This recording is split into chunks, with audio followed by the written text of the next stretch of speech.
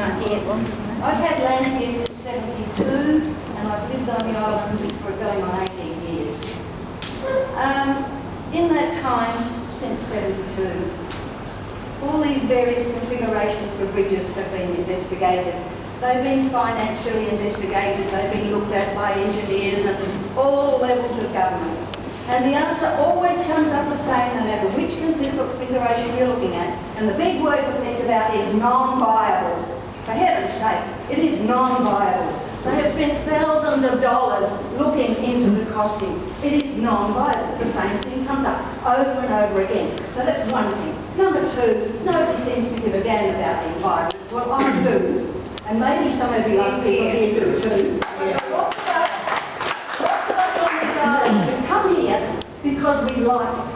And we like the trees and the birds and the dolphins. And we don't want to be stuffed around with bridges messing up our environment. That is just...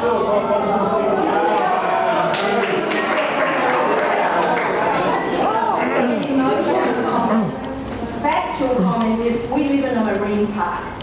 It is a Ramsar wetland, which is an internationally recognised environmentally important area. To build bridges, any of these other things in a Ramsar wetland, I mean, give me a break. Come on. Number three. What about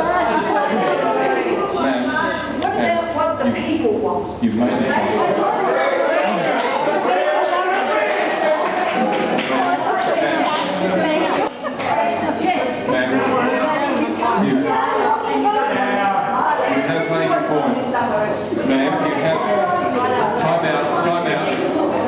Let's just take the temperature down a little. We do live in a wonderful environment, make no mistake. We live in a marine park, absolutely. Ladies and gentlemen, if I can have your attention please. Right, we need to just take the temperature down a bit, right? We're all here, you know, to be informed and to engage and to have a proper conversation. Exactly what you said, ma'am, absolutely spot on. We do live in the most wonderful part of the world. We live in a marine park. I get that and I understand that. We have responsibility for our environment and that around us. I accept that and I don't think there's anyone in this room would argue. But the point I would make is I imagine that the barges and the ferries that will only increase in frequency ultimately cause more harm and do more damage environmentally.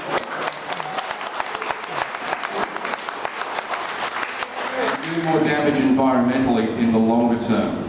I just think that realistically we have to weigh up both and look to the longer term, and I do think, you know, a bridge or a barge is going to be less impactful than the current arrangement. Barge not so much, because if you can shorten the route, then sure, you're reducing your carbon footprint, you're reducing your fuel consumption, you're providing that connectedness, you're causing less harm in the bay with the, you know, with the wash and what have you, and the marine life within that bay. So I get both sides of that argument. Now, sorry, Lindsay, you've been very patient. Do you want mine? I don't think so, no. Everybody's raising all sorts of interesting stuff, but I'd like just to, in a sense, restate what you said about the bridge. Joh Bjelke-Petersen in 1986 finally said no to a bridge to Russell and to Stradbroke. Yep. He went out for tender. He got 7 responses back. One of the criteria was that it was not to cost the government money. It had to be a private venture. Nothing stacked up, so he said no bridge. And that was at the time before native title, when indeed as part of the deal, the developer, whoever it might be, would be given land on Stradbroke to develop for residential purposes. It still did not stack up. Now, okay, that's a different time now. But the GHD report that I've heard talked about, and I've actually got it here, the cheapest bridge to Russell was 110 million. It dealt with the approaches, but it did not cover the roadworks that you would need further out into the boondocks. It also said, and it was based on a $1.30 toll, you can argue that it would mean the number of trips to break even per year was 6,256,973. Like the tunnels in Brisbane. I'm sorry. I'm not sure this is much better. There we go. A bridge from Rocky Point to Little Rocky Point, according to GHD in 2011, would need to break even, and that's really not to make a profit, require 6,256,973 trips a year. Now, is that likely? That's at $110 million. So How much per trip? that was at $1.30. Now we can argue that. Yeah, okay. But how many trips a year at the moment? Russell, I think there's about 30,000 trips on the barge a year. So, Yeah, but at $96 anyway, it's just pointing it out. we're told they use more of it. How much did Bribey have to pay on their bridges? How Okay. much did it cost Sir, you for have three that bridges to regular that's already buying? Yes, Yeah. Please, let's hear the question.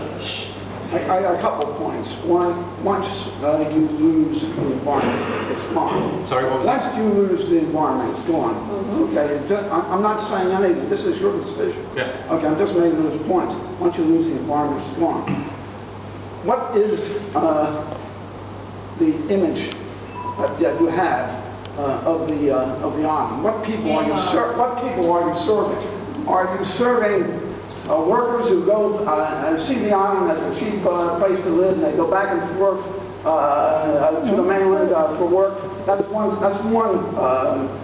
market that you're serving. Are you serving people that come here to retire? That's another market that you're serving. What about people who create work from tourism here? That may very well be your best asset. And once you lose it, it's gone forever. So forget about that. I'm not advocating anything. If you want to develop a big city of concrete, you can design an engineering model to make a bridge, multi-story bridge from the mainland. Multi-story. With money you can do anything. Why, one per tree? Okay, and this is up to you. What do you want to live? How do you want to live? What market, what people are you serving? What's the future? Now, one person made a point here about pensioners. I remember something up in, who's going to pay for this? I remember something up in Fine Point around Innisfail. The pensioners who thought they were retired and to have their houses paid ended up not being able to pay the rates, and they had to sell out, or were forced to sell out to developers who came in and made their modest profit. These are points to consider. I'm not advocating anything. No, that's fine. Points well made. Peter, if I could. Hold on. Time out. Brian, please.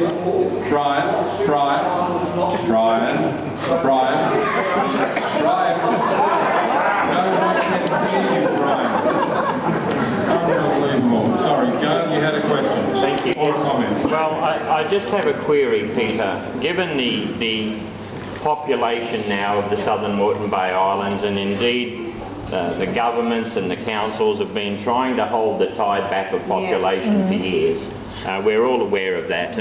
And what concerned me was that you said, I can go next week to government and ask for this special thing to move forward. Given the population of the islands and given the amount of people here, this would not, in my opinion, be a consensus. This would not be a quorum. So I don't think whatever happens here today, you have the opinion to take of everybody else who hasn't Are we ever come. going to get And a that quorum? scares the living daylights out of me. Well, on that basis, there's only a few here from the clay, so what did we take any notes or did it say? The point that Gail made is absolutely valid. That with probably 70, 80, maybe 100 people here in the room, it's hardly a consensus. 8,000-ish people that live out here. I accept that. But it does give me something of a feel for the people that were motivated enough to come and to engage in this conversation.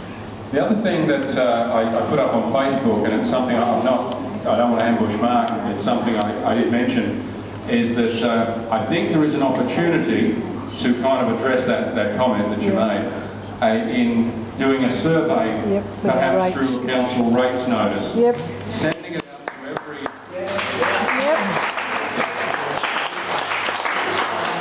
Sending out a questionnaire to every landowner. Now, I can hear the howls already, hang on, I can hear the howls already about those that rent, who have skin in the game because they live here too. Yeah, but I understand that. they're renting off But at the ratepayers. moment, if we could harness the ratepayers, the people who are paying the bills, as it were, I think that's probably not a bad starting point to address that, to get some consensus.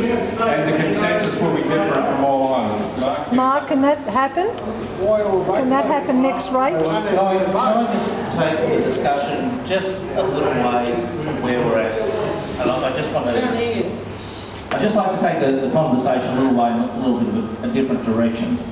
For those of you who might have attended the first South East Queensland Islands Forum recently that was held, we had the opportunity to have representatives of other small islands come and present their issues.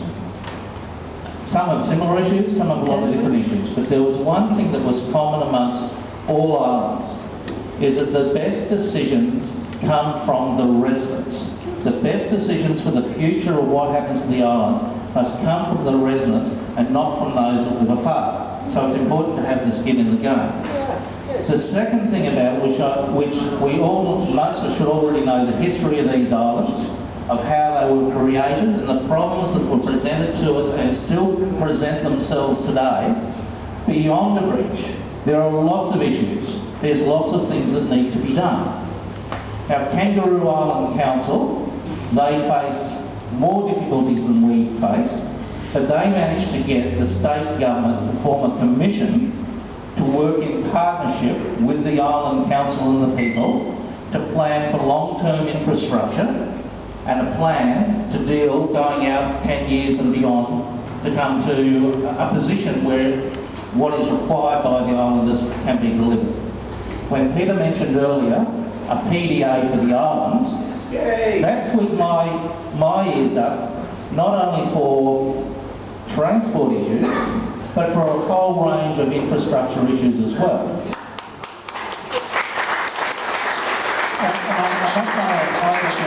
What I would really like to see, I'd like to see a commission of some sorts come out of state government through dialogue and in good faith to work with, not a forum like this where we get an answer, but for them, with council and the island residents, to work forward for a 10-year plan of what we want and how we want to get there.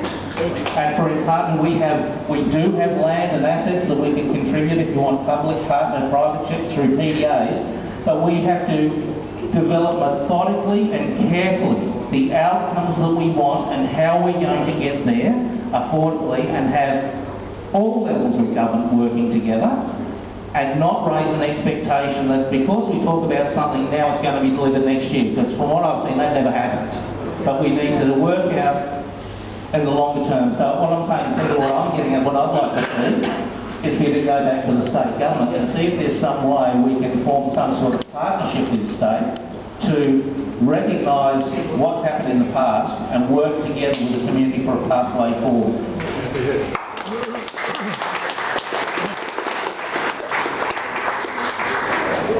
Yes, sir.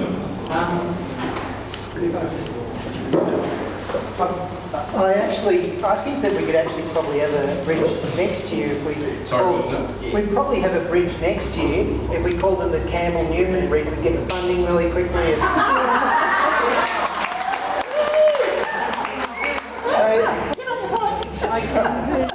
Look, I had another idea which was a little bit more concrete. I've sort of tossed it around with people.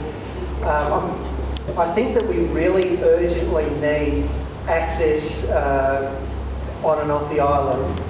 And I think that there's possibly with running a barge service, a closer barge service, we could have some of the pressure off Wyndham Creek earlier. And this is just my idea, but if we had a boat ramp built at Rocky Point now, like, you know, as quickly as it could happen, and an extra boat ramp put at Cabbage Tree, that's 5 kilometres, so it'd probably be about 20 minutes by barge. People from Russell Island could drive onto the barge, go to Cabbage Tree. That would probably cost $1.5 million, plus road upgrades on Russell would cost extra. So that's just an idea, and it would be a temporary measure till we had a cable barge or a bridge. I'm not sold on a cable barge or a bridge. I think that the only thing that I am concerned about is I'm concerned about really rapid development. I think if you had a bridge here, you'd have the bulldozers over here, and people would be snapping up blocks at $20,000. They wouldn't be worth $20. They wouldn't be worth It's a whole lot cheaper than being lead, and they'd be over here. Just one last thing is, look, two things. I think that we, Russell Islanders, could be connected, perhaps via a short barge or a temporary short barge, to Steiglitz, which is a centre of employment. And I think that that would be great, and I think that we need to really be talking to the local politician, the local member for that area. One last thing is I've got a few posters. I've sent some of them around. It'd be great perhaps if we had posters for a bridge, and we just got more involvement from the broader community. I'll stick some of mine up, and that'd be great.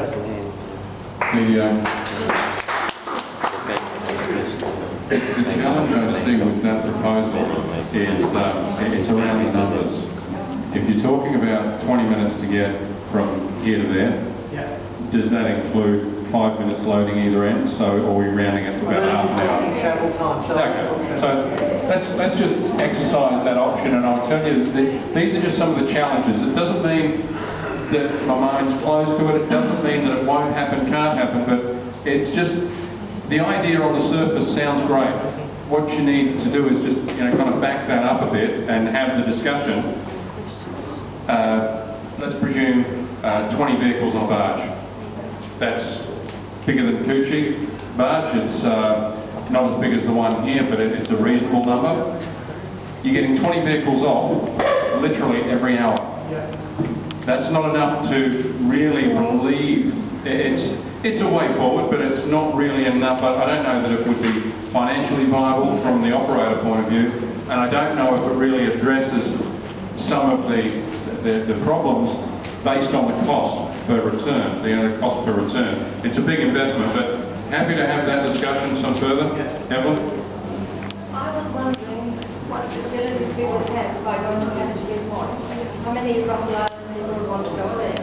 We've got facilities in Bradford Bay, Victoria Point, with the vans and buses. Over there, we'll drive 20 or 30 minutes to get out of the location. Yeah. The comment is that, your connectedness is not necessarily to Cabbage Tree Point or Steglitz Wharf or to the northern bank of the southern bank of the Logan River. That your connectedness, business, education, health, all of those services that you use, you're more connected to the Redlands. You go shopping in the Redlands, and you have your business dealings with accountants and banks, and you have your doctors are ordinarily in the Redlands as opposed to down there. So I kind of get that. It does sever that connectedness that you have to the Redland city community. It gives more options, though. It does give more options, and those people who. But every option is an investment that's not going to yield a return. I need to try and spend it once and spend it very wisely. The bridge is going to go there anyway. GHD have done it. They've done the cable barge. Yeah. Figures here. Was it to Steglitz? Sorry? Was it to Steglitz Wharf? No, it wasn't. It was from the cable barge. Just following Rocky Point to Little Rocky Point. Yeah. Sorry, you had a question?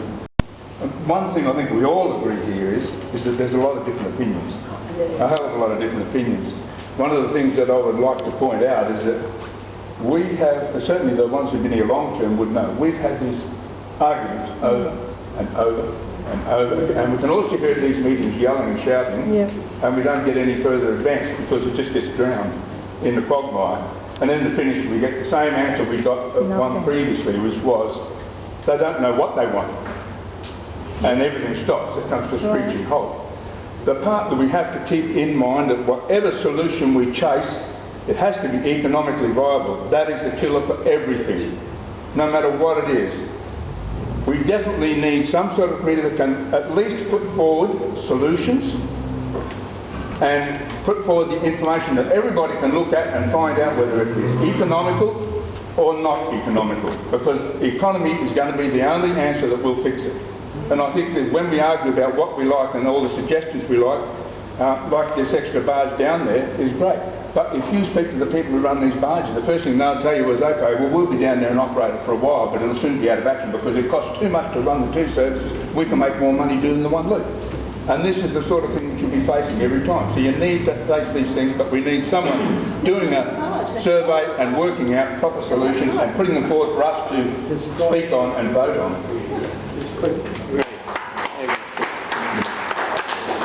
Yes, sir. I've been very patient. You have. You know, fair enough, we've got to make sure that the barges keep operating, we've got to look after them. But from my point of view, being a Russell Islander, why the hell don't we have a direct barge to or from Russell ever? You know, there could be one or two a day. Is Cascade more important than us? The other thing with the trek fares, or whatever you want to call it, on the water buses, before they brought in Translink, it cost me absolutely nothing to travel on the water buses. Now I've got to pay $88 a year for the same privilege. And it was something I earned because I was a TPI pensioner. But that's a 2-year trial. It'll be absorbed in the general rate, same as the $88 infrastructure allowance. Sir, your question, what was the first point you made? About the barges coming to Russell. About the barges going direct. It means that you've got an hour-and-a-half trip instead of about 45 minutes. I was told to me, and I don't know if it's true, and you might be able to back me up on this, being a skipper. My understanding is that the channel through from Russell won't accommodate them at the low tides, the barge through there, through the S's. But other than that, logistically, it's about finances. If you can fill a barge, I'm sure they go straight through there, but I don't think they can go through at all times. Is that fair? Is that the reason? But there is definitely a problem there. There's definitely a problem all around with sandbanks and bars. Don't we have a dredge anymore? Are they finished on it? No, they're all in Gladstone. Sorry. They dredge 24/7 up the Port of Brisbane. Just one thing, some long time ago, I was speaking to Stradbroke Ferries, and they have a plan. Well, it's not a plan, but they were talking about roll-on, roll-off barges. The barges we have now are small. Think of the ones that go to Australia, the double-deckers and so on. Roll-on, roll-off, not this load and back in and all that sort of thing. They can carry 3 times the number of vehicles per trip. So when we're talking about extra trips, we're not necessarily talking about extra barges. We're talking about perhaps bigger barges, better facilities. And let me say that the cable barge, GHD studied all of the options back in 2011 and came up with the conclusion that none were viable. It's a $23 million job, the cable barge, from Rocky Point to Little Rocky Point, because of the huge anchorage systems they need for cables, apart from other things. And with the best will in the world, it doesn't stack up. And as the gentleman here said, if it doesn't stack up, it's a no-go. Rubbish, look. Sorry. The barge system we have now doesn't stack. Man with the red and white top. Yeah, we subsidise. Lady, I'll come back to you in a moment, Nancy. Yeah. Okay. I can only speak for myself, but I bought my property on the Clay Island because I liked the lifestyle. I knew what I was getting into when I bought. Maybe these people here decided that they would buy and then push for whatever it is that they want. The general consensus I seem to see in the room today is they're not happy with the barge prices. I heard this morning that there could be an option of subsidising the barges. Now, if that's an option, would everybody be happy with that? There's got to be alternatives. I knew what was coming when I bought, and I'm not going to do that. They're just going to levy us. They already levy us. Yeah. You don't know that. Yeah. They took our money for long enough and give us nothing. Let's not have discussions. This lady has the floor. Please continue what you're saying. Thank you. I thought, knowing what you said, I have and did have in the past a car on the mainland because that was a cheaper option for me than the barge trip. The barge trip is very expensive. Perhaps if we could get bigger barges that could carry more cars at a time, it might make it a bit cheaper. We don't know. These are options that have come up today. Rather than screening them down, we need to look into them and find out what's going to suit our very unique lifestyle way into the future. If we put a bridge in, there is a very strong possibility that we're going to lose our unique lifestyle.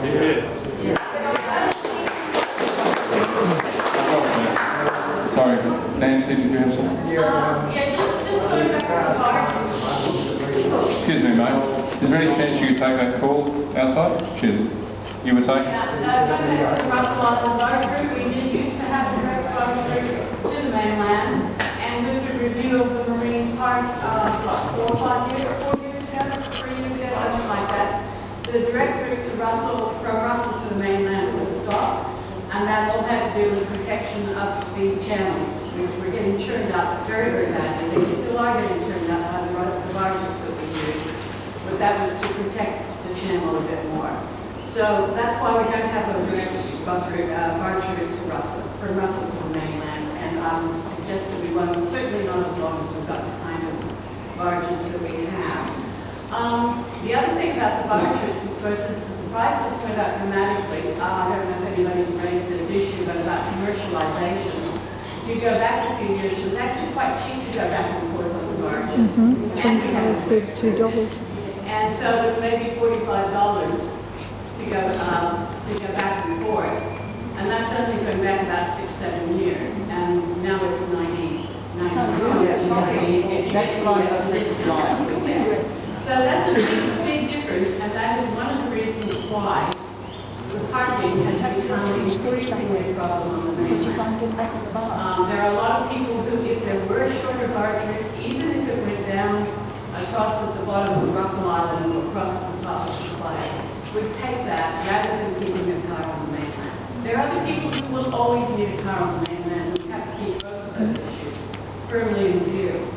But when those prices went up, we did a petition and we asked the state government at that point to regulate the barge routes in the same way as they regulate Bitts ferries. Now that hasn't kept the Bitts ferries really cheap, but at least there would be a regulation. The state government didn't want to at the time. They didn't say that the legislation prevented it, but I believe the legislation would allow it. I'm reading the legislation, but they didn't want to start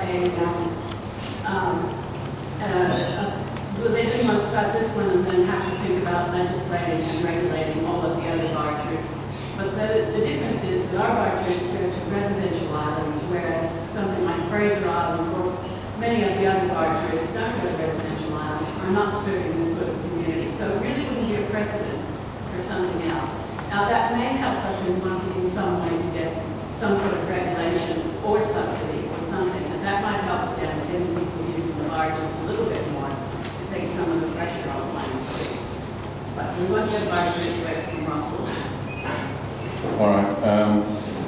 I think part of the catalyst for the fairly rapid rise in the barge fares, I think, relates to manning numbers on the barge. The crewing requirements went up with a change of legislation, and I think it also had a bit to do with the carbon taxes, which hasn't helped our cause. And there was also the issue of not going through that channel, as you rightly pointed out, and having. Someone called it a dead run, which is basically the run from land round the end of Carra back to here, because it's largely empty and you've got to go back around that loop. All of those things had a knock-on effect, which has added to the cost of the barge. Peter, if I can disagree with you. You can disagree with me, and not for the first time. Please God, let it be the last time. We live in hope. Peter, in years past we've had competition we had another barge company, we had another co-op boat company. As soon as those other competitors ceased, our prices started going up with the barges and with bits. Bits have had a phenomenal rise in prices, as everybody is aware. So it's competition.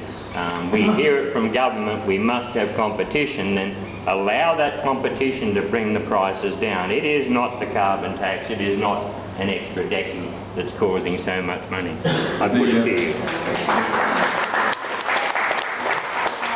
It sounds as though everyone heard that, so I don't need to repeat it. But look, as far as competition from a barge point of view, anyone can come along and start a barge operation if they have a mind to, if they believe they can make a quid. It's not a contracted run, it's not a contracted service, it's just an operator who has taken up that run. The ferry's a different situation. That is a contracted Queensland Transport service provision. They enter into an agreement with Queensland Transport to provide the service to the islands. So Peter, if I could just intercede with that ferry service and the TransLink service that we're all paying, the lady mentioned $88 in our rates, and some people may remember I put some ads in the paper saying, well, this is wrong.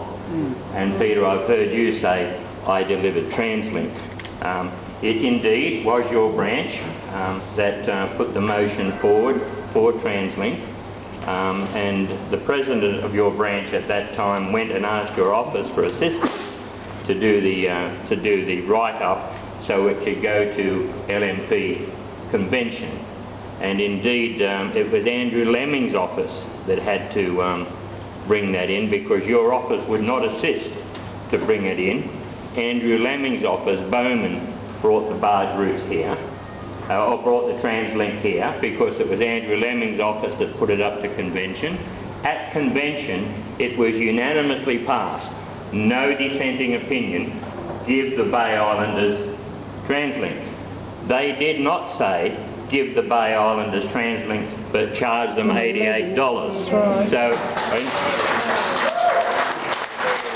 I was there, I was chair of the branch, I went to you, I had to go to Andrew Lemming for help to do the paperwork, so it came in through Bowman. So we need to start with honesty, and we need to say, I need to tell everybody, the people of Queensland, the LNP members, unanimously wanted you to have TransLink and unanimously did not want you to pay $88. Thank you. On the honesty front, let's be completely honest. The cost of that service delivery was $1,500 to take the car to Tasmania. Sorry, what was that? The Tasmanian ferry was $1,500 to take the car across, right? The federal government said, okay, we can't have a bridge across, we'll make it a state road, and it went down to $55. Why can't we be classed as Is that Bruny Island? If you look to the legislation, and I'm not familiar with the exact wording, but the intent, and I'll see if I can track it down, it's called the Bass Highway. Tasmania is treated that way for one reason and one reason only. It is the only state of Australia that is not linked to the mainland. And that's the purpose, and that's the reason it was quarantined, and relates only to that. Unless you secede and become your own state as a chain of islands, you won't get the Bass Highway. Now, and let's be completely honest, ladies and gentlemen, Gail was quite right to point out a few things. He went to Andrew's office to do some printing and what have you, and do the wording for the motion to convention. My office at the cinema building is the office of the state member, not an LNP office. That was a political decision and a political action that needed to be taken. I was not able to compromise. What Andrew does is down to him, and I thank him for his support in that. The second part of the motion that was carried unanimously, absolutely, you're right. It was spoken to very strongly and supported very strongly by everyone in attendance at the LNP conference. There was no reference to what it would cost, nor who would pay. It was just about Should the LNP support the people of the Bay Islands, and again, I don't recall the wording verbatim, but should the LNP support the people of the Bay Islands in getting better transport services and getting TransLink rolled out to the Bay Islands? Yeah. All words to that effect. And that was the other carried words were, unanimously. and to provide parking co-located with the ferry terminal at Weena Creek. It was all Absolutely. unanimous. And we are working on part 2, as you're well aware. Now, Are you going to ignore me forever? yes, I am. Yes, I Yes, thought I am. so. Well, I'll stand up and I'll ask the Now, question. this lady has the I floor. want to ask this man This lady here has the floor. who gave it. This lady has the floor. Could you tell me Please. why? No, Ma'am. you ignored me purposely. You dominated the first half hour. I'm giving others a chance. If you don't mind, I'm giving others a chance. There. Sam. I want to ask our councillor. I'm going to ask this lady, Very quick comment. then I'm I've just going to ask the received this. gentleman behind you, and then I'll come to you. A $10 cable barge at the bottom of Russell. I think this might be the same cable barge that we were promised before Christmas. That, not last Christmas. or 3 years before. ago, I think yeah. it was maybe 4 Christmases ago. We were promised by a certain person, I think it's Brian, but I'm not sure. Somebody on Russell was very keen. We were promised the $10 cable barge. I'm telling you, if I'd held my breath, I would have been dead 4 years ago. Don't hold your breath Thank for a $10 you. cable Oh my barge. God, thank you so much. That's what I was going to Sorry. do. Sir? We don't want to Look, it's a proposal. I don't believe the numbers are absolutely right. It's volume and everything. It's a proposal, and it needs to be discussed and robustly discussed, sir. Just a couple of points. I'm not advocating anything again, I'm just making an observation. One, I'm looking around, I'm looking at a portion of the population again that we're serving. And we're looking at barge, and I'm looking at barge, car, individual transportation. Okay, that's what we're talking about. I'm looking at, once you're a certain age, you can't, you have to go through doctors to get the right to use a car. Then I'm sitting back and saying to myself, maybe the solution is subsidizing cheaper taxis on the mainland, for what it's worth. No, I like to drive myself, thank you. Don't trust the taxi. I want to ask Mark why he poo-pooed the thought of putting a referendum out to to ratepayers when you said it was residents only that should be... No, I did not poo-poo the idea at all. No. I said what I was enlightened to hear about. Yep. Right, what was the question? What was your question? And speak up so everybody at the back can hear us talking and talking. I was asking... The question was that I poo-pooed the idea of having a questionnaire through the rates. I didn't even mention I didn't poo-poo it at all. What I said I did like the fact that there was recognition that maybe the state would get involved in a process of planning together with the council and the residents of providing infrastructure and residents. Ratepayers.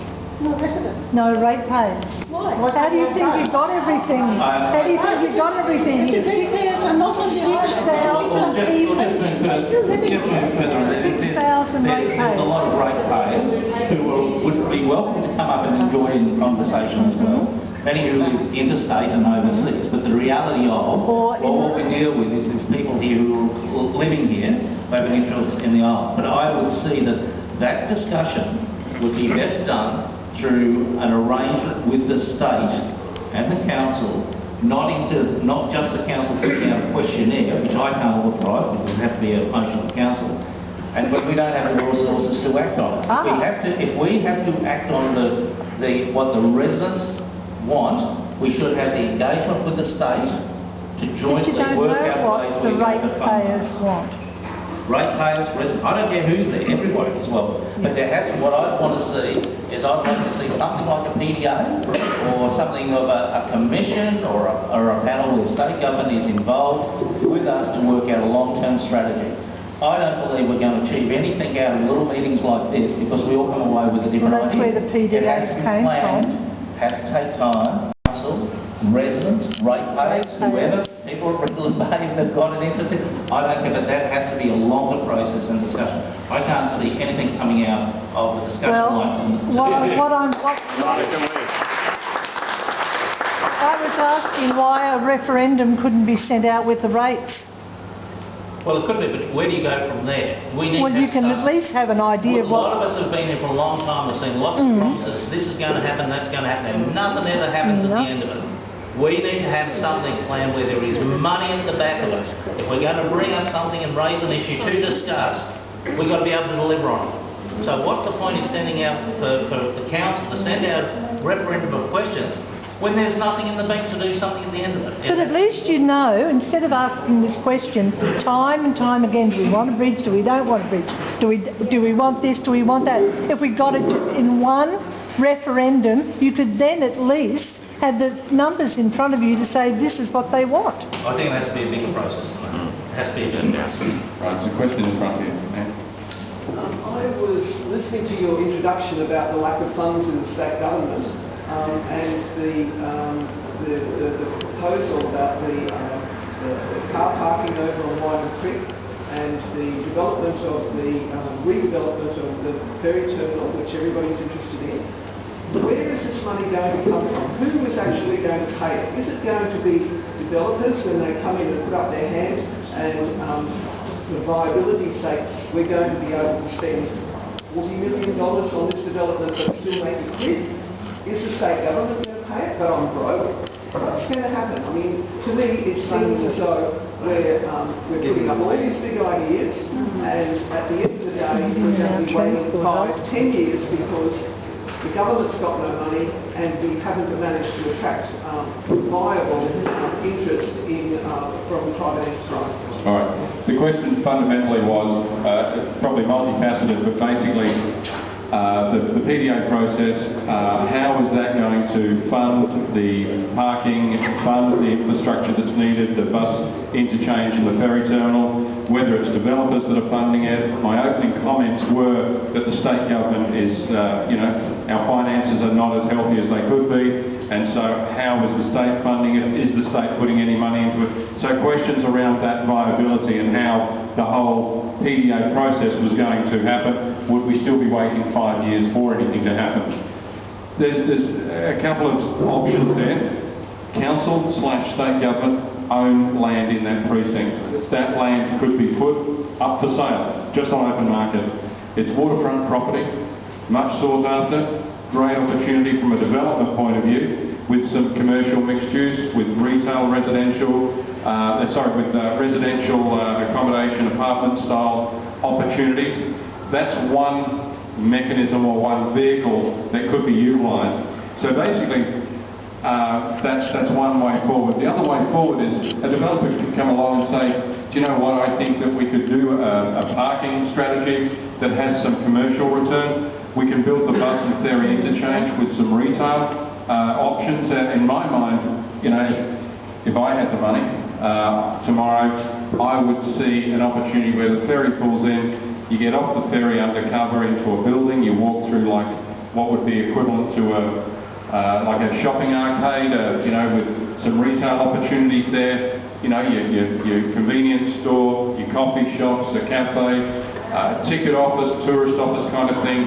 But then you walk through the building and you get into the bus that's waiting for you if you're going to public transport, or you walk across then into your car park, which is, to your west basically. And all kind of integrated in an all-weather environment. That is, you're not experiencing all weather, you're actually indoors walking through a proper built facility. As I said, the commercial reality will balance that up. It may be that, instead of building something 3 stories high, in order for a developer to get a return to do some of that infrastructure, it needs to be 5 stories high. And that's the negotiation. It could be, and there are lots of financial models. This is the next phase that we're going into, is what they call the expression of interest, which is where industry will start to guide what is possible from what's not possible.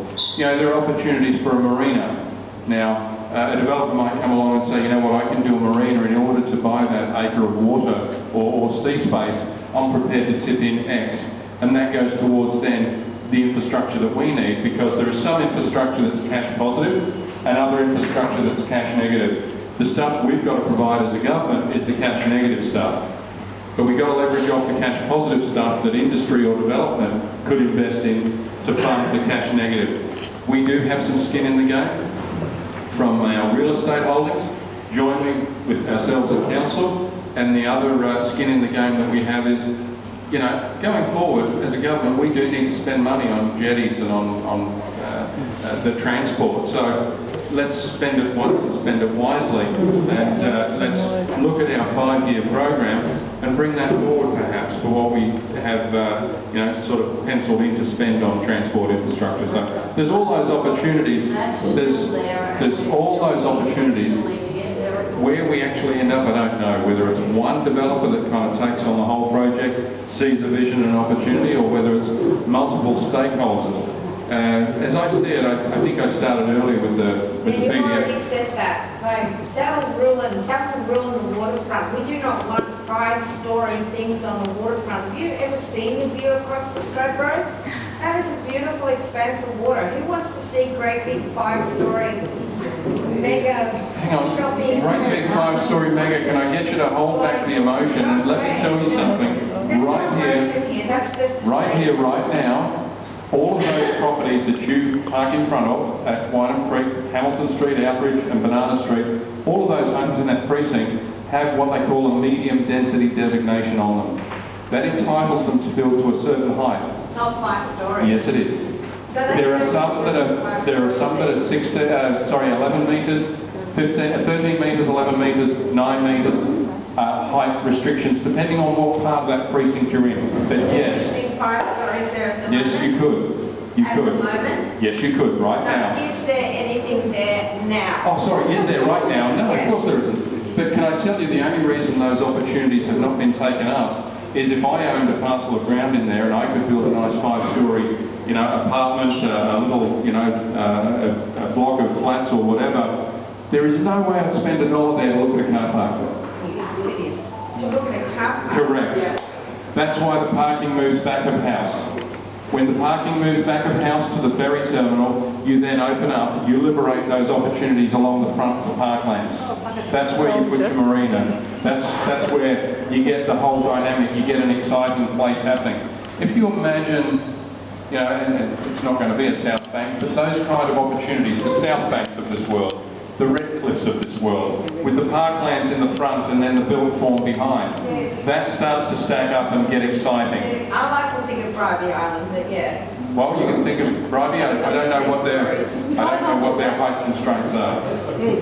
But yeah, 5 stories I don't have a problem with. You know what? If someone came to me tomorrow, well, not me, it's not my decision ultimately, but if someone came forward and said, you know what, we can provide all the parking requirements for the Bay Islands now and into the future. We can interconnect your transport hub and create that node right in the middle at the head of the creek. We can do the boat ramp, we can introduce a marina, we can introduce parklands, barbecues and gazebos, but I've got to build something that's 6 stories or 7 stories or 10 stories. I'm going to think long and hard about that because it's about getting the best outcome. And if it stacks up and if it works and if it, you know, delivers for you guys, we've got to do it. Simple as that. Sorry.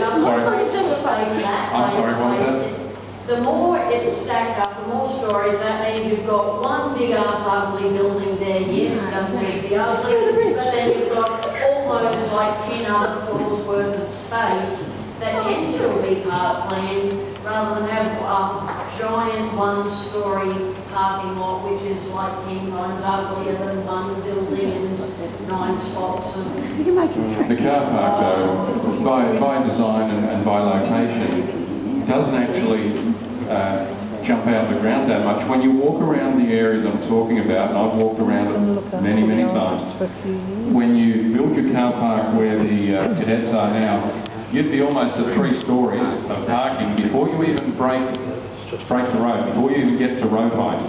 That's how big the fall in the land is there and the opportunities there. 2, 2.5, 3 stories before you even get up to road height. It's at back of house. There are no view issues. You're not blocking any view corridors infrastructure. Good. And I think ultimately it'll probably go to 5 stories. It has to accommodate. If we presume 500 cars on one level, In order to achieve the ultimate target that council has put down, and I think it's a bit light on, of 2,500, you're talking about 5 stories of parking. Goodness gracious me, Peter, how things have changed.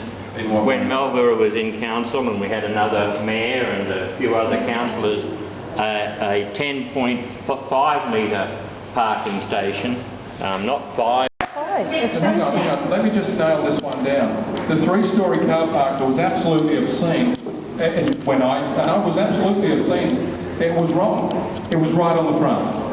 Okay. It was a huge eyesore on the most beautiful headland and foreshore that we have. That's where you wanted to build it. Build it at the back by all means and go as high as you like. Never had a problem with that. Peter, you spoke at LNP convention represented by the whole state.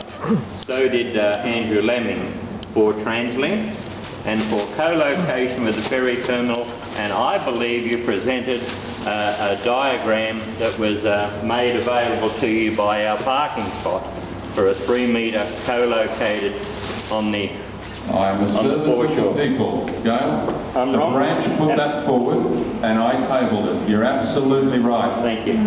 You know what, if someone said to me today, and everyone here said, let's go ahead and let's do a tunnel, doesn't mean I love it, but if that's the demand of the room, then that's what I stand for. That's what I have to deliver for you. But the cost of the car park, I think, was it 17 million? 15 million? No, yeah. The 3-level car park on the bitumen was there because that was the only place to put it. PDA, of course, opens up this far. It does open up. And we all agree with your sentiments, and it was 30 million for the 3-level to accommodate 2,000 cars inside and 250 outside. But can I suggest, we keep talking about Leicester Street as the place for it. Why do we have to Certainly, the other area to consider is that big vacant lot to the south of the head of the creek.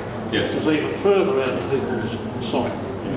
Yeah, the option that Lindsay has put forward, and it is actually canvassed in the documents, is about the land on the northern side of Moores Road, on the southern side of the creek. It's the plough field area. It's an overland flow path. Part of the challenge there is because it's overland flow path, you can't build on it. You can park on it at grade, but the building constraints won't, the planning scheme won't allow you to actually build there because of the overland flow path. Now, sir. Yeah, Peter, it's Peter Mark's not here. It's interesting. He's out there. He's out there. Yeah. We talked before about costing and research. Research, I think, needs to... the council at the moment pay Cardno and Davies and these other groups to do the figures. You said that you weren't particularly keen on having a questionnaire on the rates because you've got nothing to back it up. I mean, the Cardno and Davies present the information to you, and that's all that would be doing is presenting information to council to work on. Now, just coming, so that's one issue, and I think the ratepayers and the residents need to be asked, but the easiest way to do that initially is via a rates notice with a very simple questionnaire. So I really think that should go ahead. The other thing that's come out of Peter's discussion just recently, and I think it possibly has answered some queries that people may have had with the PDA at Wyndham Creek. It appears that from what I can gather from your speaking, that whole development PDA there is centred around the islanders coming through that area and the money they will generate with shops and coffee. And it blows me away because if you had a PDA on that and you took the ferries and the barges away, it should stack up by itself without that. And I don't even think it should even be included in it. It should be used while it's getting built. The PDA should have been on the islands. It shouldn't have been at Wyndham Creek. It could work there, but that shouldn't be the focus. Look, I don't... The comment was that the PDA... For those of you who didn't hear, the comment was that the PDA should have been on the island and never on Wyndham Creek. We shouldn't need to be talking about multi-storey car parks because whatever's built at Wyndham Creek, the parking there should be for the facilities they're going to build. It shouldn't be centred around the having to work with the islanders. Well, it has been centred around the Well, islanders if we're because doing it's a that- transport hub. If we're doing that, there's no point in discussing anything else, Why? because the whole PDA, the costing is going to be from islanders using that facility. That means the I'm islanders... sorry, there's someone... Yeah, the islanders will never have the opportunity to change that, because the whole thing's going to be centred around there, and the ferries, and the car parks, and the shops. And it should stack up on its own. It does stack up on its own, So that you, precinct. well, if it's stacked up on its own, you wouldn't need multi-storey car parks. Well, no, I need to provide 1,500 car parks here and now for island residents. In the future, And we're I going need to to- have... It should be. Maroochydore is a good example. It's a similar sort of setup there. We don't have islanders. What's a Maroochydore example? Well, they have a tourist precinct there. There's a marina. There's a underwater, what have you. There's coffee shops. There's ice. It functions quite well. There's large parking areas. That functions obviously by itself, and that's what should be. That's the thought bubble or the planning around Wyman Creek should be on that. That's what it is around. The parking, it shouldn't have high-rise parking. Why not? Well, what happens when you remove the islanders from the equation then? Is that 5-storey car park going to be full? The five-storey car park can be converted to anything else into the future. That's not a problem. Well, that costs money. It does cost money. Everything costs money. Council To did build it. a car park. Council did it. That should be Council factored in. converted their car park in the centre of Townsville and converted them all into units. Yeah, it's not a dead duck. It's not dead on the vine. It'll work into the future. There's no problem at all with that. Well, I hope so, because I don't want it set to the islanders that whole place will be functioning. That whole foreshore will stack up all by itself. And the component that we have, which is fueling or funding these other projects, the parking and the terminal, is the skin we have in the game as a government. It's the land that we offer, unfettered, and that's the key. And it will stack up totally by itself, but it may be that a marina doesn't stack up. It may be that we don't get a water feature on the front like Southbank. It may be that the buildings are 3 stories high or 7 stories high. It may be that there are 2 buildings. It may be that there's 1 building. It may be there are 5 throughout that precinct. So it's all those... But you could give a commitment to these people here now today that whatever decisions made there with the PDA, it's not going to be factored in that the income from those facilities are going to be generated by the island people for the next 5 or 10 years. Not at all. Those coffee shops that I mentioned in my mind are more an add-on service that benefit islanders as they travel through. That's all So it when you do is. the It's PDA, not a commercial viability. The PDA's got to include those ferry and facilities there. They've got to be taken out of the equation. They can't factor any costing or income from those. The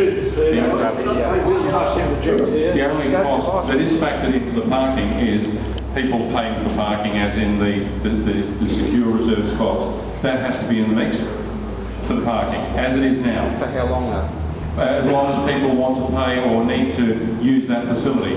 They've been paying for the last 10, 20 years, whatever it's been since that compound's been there, and they will continue to do that all the while the ferries run through that precinct. So if you want to reserve a spot undercover, that's what you're paying for. So it is factored into it. So Well, it's that part of it, into the car park, it has to be.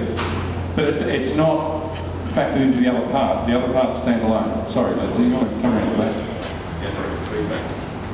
I think we need to recognise that various petitions have been taken up, and I find it difficult to understand this gentleman here. We've fought these white antics for many years.